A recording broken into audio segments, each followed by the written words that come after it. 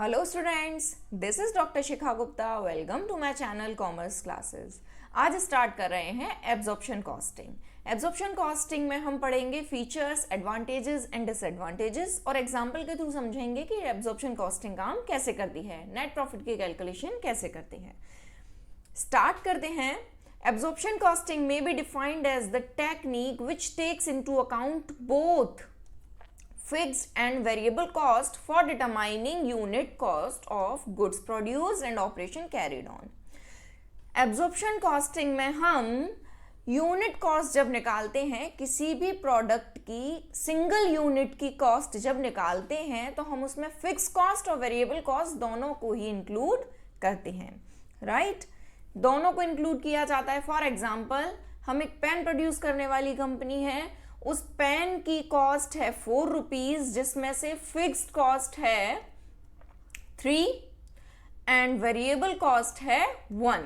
तो हम absorption costing जब यूज कर रहे हैं तो हम फिक्स्ड प्लस वेरिएबल दोनों ही कॉस्ट को इंक्लूड करेंगे यूनिट कॉस्ट में, right?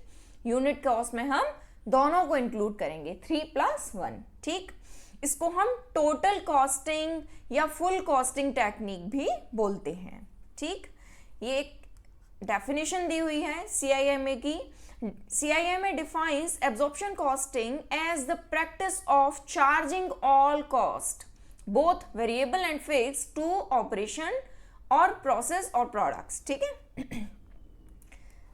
Here absorb cost is the total of direct cost and overhead cost. अभी एग्जाम्पल के थ्रू मैं बताऊंगी इसको कैसे कैसे बाइफरकेट किया गया है। अभी आप सिंपली समझो, टोटल कॉस्ट को लिया जाता है इसमें, डायरेक्ट और ओवरहेड कॉस्ट को, ठीक? Accordingly absorption costing also called as full or total costing. Wherever this technique of costing is applied, the cost per unit remains the same only when the level of output remains constant. अब ये क्या है? Level of output same रहेगा, एक ही output कर रहे हैं हम, मान लीजिए हम 100 यूनिट प्रोड्यूस कर रहे हैं, तब तक तो ठीक है, एब्जॉर्प्शन कॉस्टिंग सेम रहेगी। पर जैसे ही हमने आउटपुट चेंज किया, लेवल ऑफ आउटपुट चेंज किया, पर यूनिट कॉस्ट चेंज हो जाएगी, पर यूनिट कॉस्ट चेंज हो जाएगी। क्यों होगा ऐसा? क्योंकि हमने इसमें फिक्स कॉस्ट को भी इंक्लूड किया है। Fix cost per unit very करती है, variable cost per unit same रहती है, ठीक? इसको भी एक एग्जांपल के थ्रू समझाती हूं कैसे। एक एग्जांपल लेते हैं, हम कॉलेज में एक पार्टी करने वाले हैं, ठीक? उस पार्टी में हमने हॉल बुक किया जिसका रेंट है 100 रुपीज, ठीक है? ब्रैकेट में लिख लेते हैं 100 रुपीज। और हम फूड भी सर्व करेंगे। फूड की कॉस्ट है 20 रुपीज पर स्टूडेंट, ठीक है? अब हमको निकालनी है cost per student, right? Food hall rent क्या हुआ? क्योंकि ये सेम रहेगा, ये हो गया फिक्स्ड कॉस्ट। फूड, जितने बच्चे ज्यादा आएंगे उतना फूड ज्यादा लगेगा, तो ये क्या हो गया? Variable cost, right? अब मान लेते हैं, यहां लिख लेते हैं number of students. Number of students आए 5 अभी, तो हॉल रेंट कितना देना पड़ेगा? 100। फूड कितना देना पड़ेगा? फूड का कितना पे करना पड़ेगा? 5 × 20 मीन्स 100। अब टोटल कॉस्ट कितनी हुई पर यूनिट निकालने के लिए, पर स्टूडेंट निकालने के लिए? टोटल कॉस्ट जो कि हुई 100 + 100 200। 200 डिवाइडेड बाय 5, ये हो गया 40 रुपीज पर स्टूडेंट, ठीक है? अब मान लेते हैं 10 स्टूडेंट्स आ गए अब पार्टिसिपेट करने के लिए उस पार्टी में। अब हॉल रेंट कितना जाएगा? अगेन 100। फूड का कितना पे करना पड़ेगा? 10 × 20 हो गया 200। 200 + 100 300 divided by 10, 30 rupees per student पड़ा, ठीक है? यहां पर चेंज हो गया, पर स्टूडेंट कॉस्ट चेंज हो गई। अभी और क्लियर करूंगी इसको। अब मान लेते हैं 50 स्टूडेंट्स आ गए पार्टिसिपेट करने, अभी भी हॉल रेंट 100 रुपीज जा रहा है। फूड कितना जाएगा, फूड का 50 into 20 means 1000 rupees. 1000 plus 100 1100 divided by 50 students. अब पड़ रहा है हमको 22 रुपीज पर स्टूडेंट। क्लियर? अब इससे क्या बात क्लियर हुई? इससे क्लियर हुआ पर यूनिट तो सेम रहेगा। पर यूनिट कितने भी बच्चे आए, 5 आए, 10 आए या 50 आए, पर यूनिट हमने हर बार 20 20 20 लिया। तो variable cost per unit same रहती है।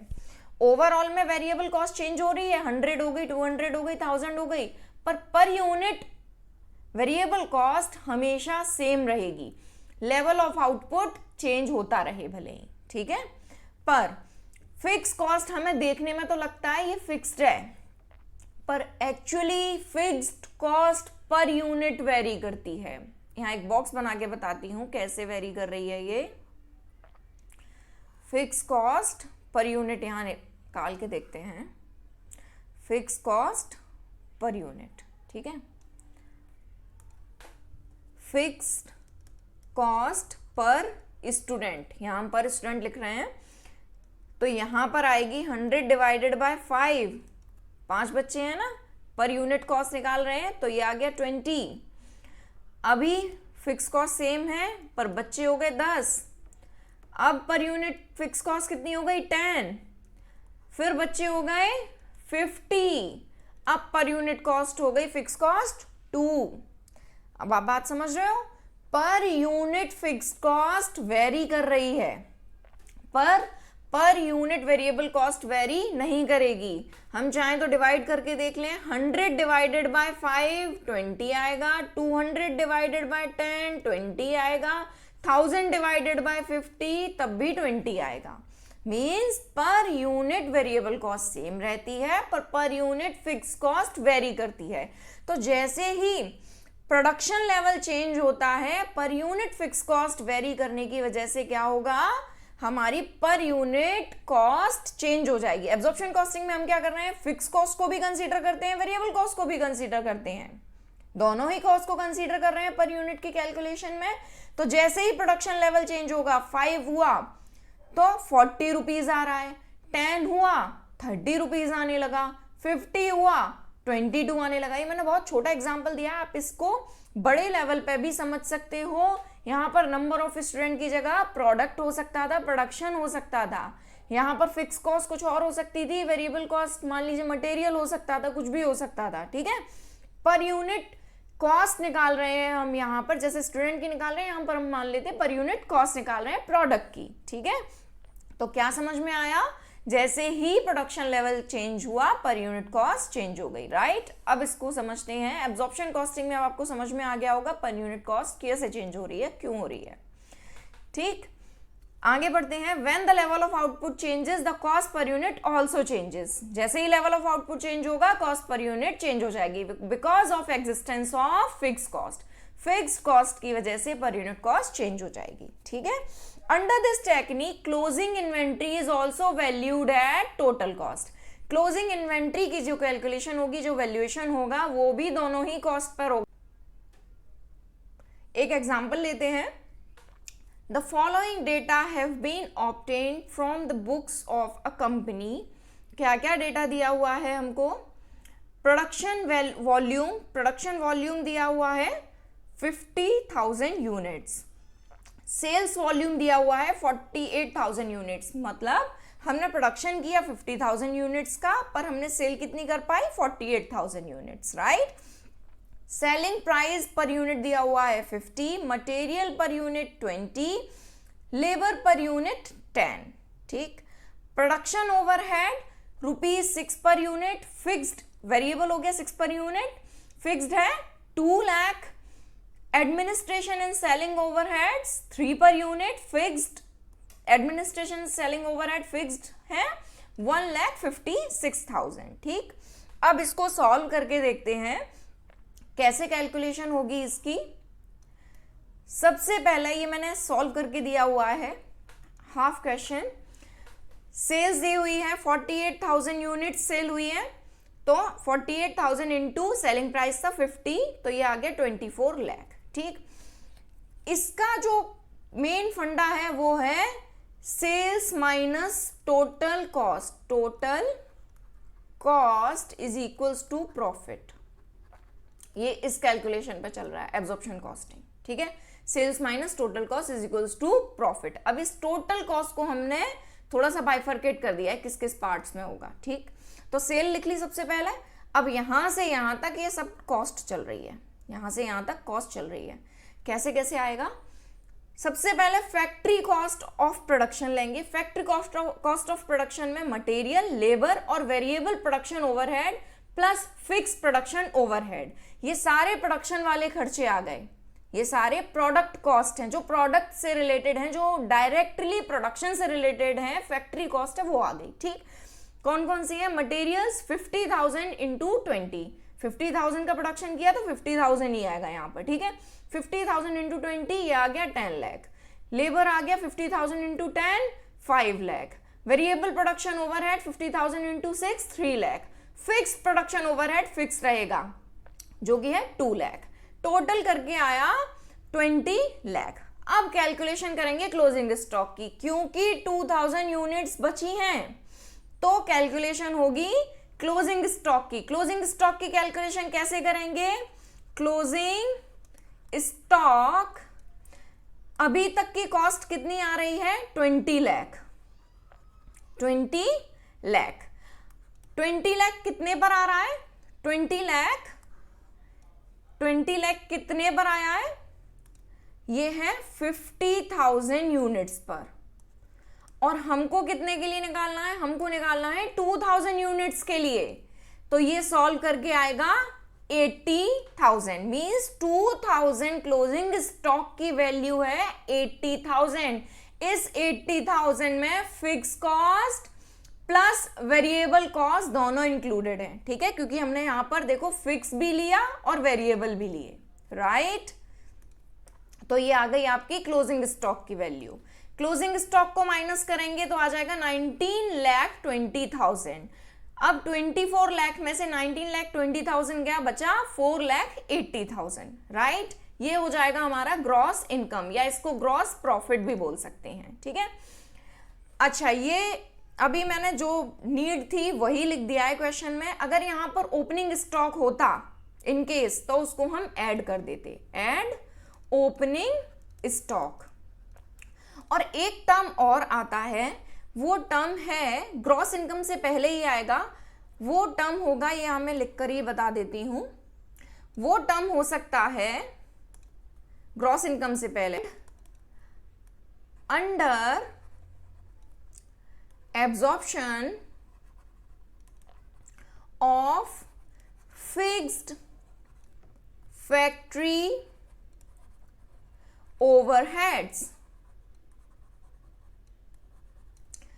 लेस करेंगे अगर होगा over absorption of fixed factory over heads. अब ये क्या है? ये यहां पर प्लस या माइनस किया जाएगा इस पॉइंट पर, इधर। ठीक है, प्लस होगा या फिर माइनस, कुछ भी हो सकता है। अगर हमने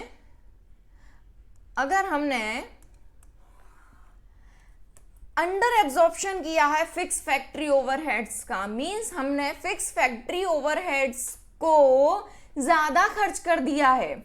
अंडर मींस उल्टा मान लेना, यहां पर अंडर लिखा है मींस ज्यादा खर्च कर दिया है, तो हम कॉस्ट बढ़ गई हमारी तो उसको प्लस कर देंगे। और ओवर एब्जॉर्प्शन मींस हमने कम खर्च किया है फिक्स फैक्ट्री ओवरहेड्स को, तो उसको माइनस कर देंगे। ठीक है, उल्टा सोच के चलना। अंडर मींस प्लस कर देंगे, ज्यादा खर्च कर दिया हमने। ओवर मींस हमने कम खर्च किया और लेस कर देंगे उसको। ठीक है, क्लियर है ये बात? तो अगर ये टर्म भी आ जाता है तो इसको क्वेश्चन में सॉल्व कर देना। अब एंड में आता है administration and selling overheads. Administration and selling overheads क्योंकि सेल पर होते हैं तो इसमें हम 48,000 लेंगे, जो कि हमने सेल्स की हैं, जितनी यूनिट हमने सेल की हैं उन्हीं यूनिट्स को लेंगे। तो 48,000 इंटू 3 आ जाएगा 1,44,000, और fixed administration and selling overhead से हमारा 1,56,000, राइट। टोटल होके आ गया 3 लाख, माइनस करके आ जाएगा 1,80,000 नेट इनकम, या फिर इसको बोल सकते हैं हम नेट प्रॉफिट, राइट। अब एक एग्जाम्पल से और क्लियर करती हूं कि इसमें एक्चुअली होता क्या है। अब मान लेते हैं प्रोडक्शन हमने किया 60,000 यूनिट्स का, ठीक है, बहुत ध्यान से समझना। 60,000 यूनिट्स का अगर हमने प्रोडक्शन किया, सेल हमारी उतनी है 48,000, तो सेल हमारी 48,000 है, तो यहां पर क्या आ जाएगा 24 लाख, सेम ही रहेगा, ठीक। फैक्ट्री कॉस्ट ऑफ प्रोडक्शन में मटेरियल, लेबर और वेरिएबल प्रोडक्शन ओवरहेड, इन सबको 60,000 इंटू 20, 60,000 इंटू 10 और 60,000 इंटू 6 ये करेंगे, ठीक है। 60,000 इंटू 20 12 लाख, ठीक। लेबर आ जाएगा 60,000 into 10 6 lakh. Variable production overhead 60,000 into 6 3 lakh 60,000, right. Fix production overhead क्योंकि फिक्स रहेगा, ये रहेगा 2 लाख। टोटल आ जाएगा 23 लाख 60,000, राइट। अब बात आती है क्लोजिंग स्टॉक के वैल्यूएशन की। तो लास्ट एग्जांपल में या इस वाली कैलकुलेशन में हमने क्लोजिंग स्टॉक की कैलकुलेशन के लिए 20 लाख को लिया था, अभी हम क्या लेंगे 23 लाख 60,000। क्लोजिंग स्टॉक की कैलकुलेशन के लिए 23 लाख 60,000। अब ये कितनी कॉस्ट पर आया है 23 लाख 60,000, ये आया है 60,000 के ऊपर। अब हमको कितना क्लोजिंग स्टॉक बचा है, 48,000 की यूनिट सेल हुई है, 60,000 का प्रोडक्शन हुआ है, तो ये बचा क्लोजिंग स्टॉक 12,000 का। तो कैलकुलेट करके आएगा 4,72,000, राइट। 4,72,000 लिख लेते हैं इसको। 4,72,000 माइनस करके आएगा 18,88,000, और 24 लाख में से 18,88,000 को माइनस करके आएगा 5,12,000।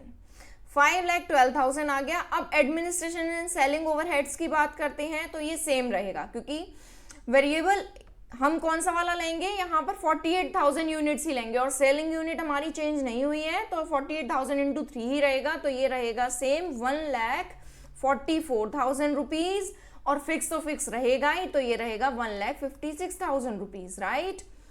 प्लस करके आ जाएगा 3 लाख, और इसको माइनस किया 5,12,000 में से, तो बचेगा 2,12,000 रुपीज। अब ग्रॉस प्रॉफिट जो 4,80,000 था वो क्या हो गया 5,12,000, और नेट प्रॉफिट जो 1,80,000 था वो हो गया 2,12,000। इस एग्जाम्पल से हमको क्या समझ में आया, एक तो कैलकुलेशन समझ में आ गई, एब्जॉर्प्शन कॉस्टिंग की कैलकुलेशन कैसे होती है। दूसरी बात हमको ये समझ में आई कि हमने सेल अपनी चेंज नहीं की, हमने ज्यादा सेल नहीं की, पर हमारा प्रॉफिट इंक्रीज हो गया। क्यों हुआ, क्योंकि हमने प्रोडक्शन ज्यादा दिखा दिया। यहां पर हम 50,000 यूनिट्स का प्रोडक्शन कर रहे थे, हमने 60,000 यूनिट्स का जैसे ही प्रोडक्शन किया हमारे प्रॉफिट में वेरिएशन आया, और प्रोडक्शन बढ़ाने से हमारा प्रॉफिट भी इंक्रीज हो गया। सेल नहीं बढ़ाई है अभी हमने सिर्फ प्रोडक्शन बढ़ाया है और हमारा प्रॉफिट इंक्रीज हो गया। समझ में आया। अब करते हैं इसकी थ्योरी। फर्स्ट है features of absorption costing. Features क्या हैं एब्जॉर्प्शन कॉस्टिंग के। First is cost allocation. इस टेक्निक में हम फिक्स्ड और वेरिएबल दोनों ही कॉस्ट को एलोकेट करते हैं यूनिट कॉस्ट के लिए। मींस हम दोनों ही कॉस्ट को चार्ज करते हैं यूनिट कॉस्ट में, ठीक है। नेक्स्ट है क्लोजिंग इन्वेंट्री। यहाँ पर क्लोजिंग इन्वेंट्री का वैल्यूएशन के लिए भी फिक्स्ड और वेरिएबल दोनों ही कॉस्ट को यूज किया जाता है, जैसा कि अभी हमने एग्जाम्पल में देखा। नेक्स्ट है इफेक्ट्स ऑन प्रॉफिट। तो इस टेक्निक में प्रॉफिट इफेक्ट करता है इंक्रीज और decrease in level of output. अगर हमने लेवल ऑफ आउटपुट को बढ़ा दिया या घटा दिया तो हमारा डायरेक्ट इफेक्ट किस पर पड़ेगा, प्रॉफिट पर। प्रॉफिट हमारा इंक्रीज या डिक्रीज हो जाएगा, राइट। नेक्स्ट है profit as production function.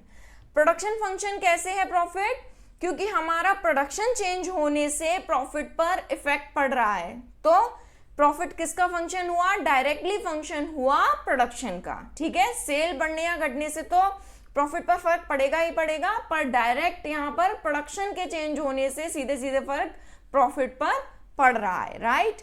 Oldest method, managers इसको बहुत पुराने टाइम से यूज करते आ रहे हैं प्रॉफिट कैलकुलेशन के लिए, तो ये ओल्डेस्ट मेथड है, ठीक।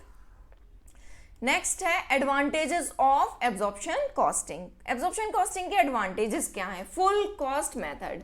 इसमें क्योंकि हम सारी कॉस्ट को इंक्लूड करते हैं तो ये क्या है, फुल कॉस्ट मेथड। नेक्स्ट है कंप्यूटेशन ऑफ प्रॉफिट। यहाँ पर हम ग्रॉस प्रॉफिट और नेट प्रॉफिट दोनों को सेपरेटली निकाल पाते हैं, तो इसमें कंप्यूटेशन ऑफ प्रॉफिट ज्यादा अच्छे से हो पाता है, क्लियर हो जाता है ग्रॉस प्रॉफिट कितना है, नेट प्रॉफिट कितना है, राइट।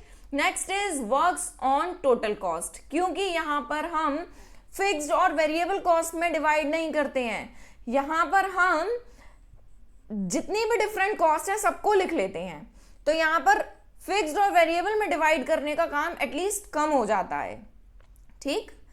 नेक्स्ट है clarification of utilization of production resources, क्योंकि हम सारे हेड्स में अलग अलग लिखते हैं किसमें कितनी कॉस्ट लग रही है, डायरेक्ट मटेरियल में, लेबर में, डायरेक्ट एक्सपेंसेस में, एडमिनिस्ट्रेशन एक्सपेंसेस में, सेलिंग एक्सपेंसेस कितने कितने लग रहे हैं, ये हमको क्लियर हो जाता है। और हमको ये भी पता चल जाता है अंडर और ओवर एब्जॉर्प्शन है या नहीं फिक्स फैक्ट्री ओवरहेड्स का, ठीक। तो हमको ये एकदम क्लियर होता है कि प्रोडक्शन के रिसोर्सेज कहाँ कितने यूज हो रहे हैं, right. Next is segregate period and product cost. अब ये पीरियड एंड प्रोडक्ट कॉस्ट क्या है, प्रोडक्ट कॉस्ट वो कॉस्ट है जो डायरेक्टली रिलेटेड है प्रोडक्शन से, डायरेक्टली रिलेटेड है प्रोडक्ट के प्रोडक्शन से। For example direct labour, direct material, direct expenses. और पीरियड कॉस्ट कौन सी है, पीरियड कॉस्ट इनडायरेक्ट कॉस्ट है जो डायरेक्टली रिलेटेड नहीं है प्रोडक्शन प्रोसेस से। For example selling and distribution expenses, administration expenses, marketing expenses, right. तो यहाँ पर ये दोनों कॉस्ट भी क्लियरली अलग अलग हमको समझ में आता है कि दोनों में कितनी कॉस्ट लग रही है। जैसा कि अभी हमने एग्जाम्पल में देखा था, selling and distribution and administration expenses को हमने अलग से लिखा हुआ था, ठीक।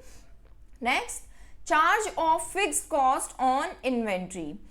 यहां पर हम इन्वेंट्री के ऊपर भी फिक्स कॉस्ट को चार्ज करते हैं, सिर्फ वेरिएबल कॉस्ट से फिक्स इन्वेंट्री को चार्ज नहीं करते, इन्वेंट्री की कैलकुलेशन नहीं करते। इन्वेंट्री के कैलकुलेशन में हम यहाँ पर एब्जॉर्प्शन कॉस्टिंग में फिक्स्ड प्लस वेरिएबल दोनों ही कॉस्ट को इंक्लूड करते हैं, राइट।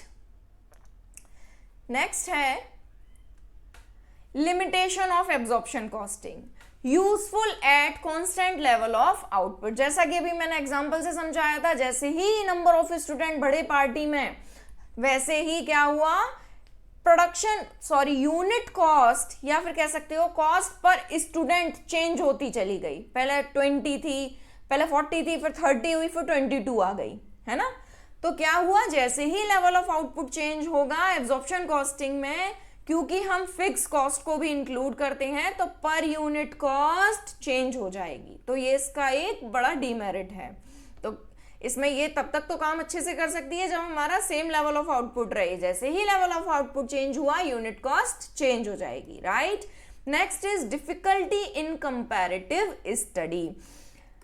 एब्जॉर्प्शन कॉस्टिंग जब हम यूज कर रहे हैं तो कॉस्ट को कंपेयर करने में या फिर डिफरेंट कॉस्ट को कंपेयर करने में या कह लो कॉस्ट कंट्रोल करने में डिफिकल्टी होती है, राइट, क्योंकि डिफरेंट लेवल पर cost per unit cost change होती रहती है, इसलिए। नेक्स्ट है carry forward of fix cost. यहां पर हम क्या करते हैं, क्योंकि क्लोजिंग इन्वेंट्री में फिक्स कॉस्ट को इंक्लूड करते हैं, क्लोजिंग इन्वेंट्री का वैल्यूएशन में हम फिक्स प्लस वेरिएबल दोनों कॉस्ट को लेते हैं, तो फिक्स कॉस्ट जो कि एक पर्टिकुलर पीरियड से रिलेटेड है, फॉर एग्जांपल रेंट, रेंट तो उसी ईयर से रिलेटेड है, हम उसको unnecessarily next year next accounting period में ट्रांसफर कर देते हैं क्लोजिंग इन्वेंट्री के थ्रू, क्योंकि हमने क्लोजिंग इन्वेंट्री में उस फिक्स कॉस्ट को इंक्लूड किया है, राइट। नेक्स्ट है inaccuracy in determination of profit. इसमें इनएक्यूरेसी रहती है फिक्स प्रॉफिट को कैलकुलेट करने में। क्यों होता है ऐसा? A portion of fix cost is not charged against revenue of the period in which they incur due to inclusion of fix cost in closing inventory. हमने क्लोजिंग इन्वेंट्री में क्योंकि फिक्स कॉस्ट को इंक्लूड कर दिया, तो वो fix cost जो उसी पीरियड में चार्ज हो जानी चाहिए थी, वो उस पीरियड में चार्ज ना होकर फ्यूचर में चार्ज होगी अब, राइट। नेक्स्ट है deals with production cost alone.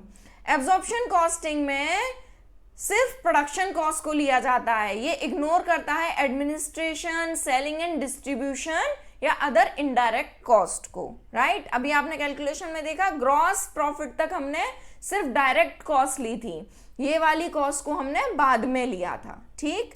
Next है इनअप्रोप्रिएट फॉर डिसीजन मेकिंग।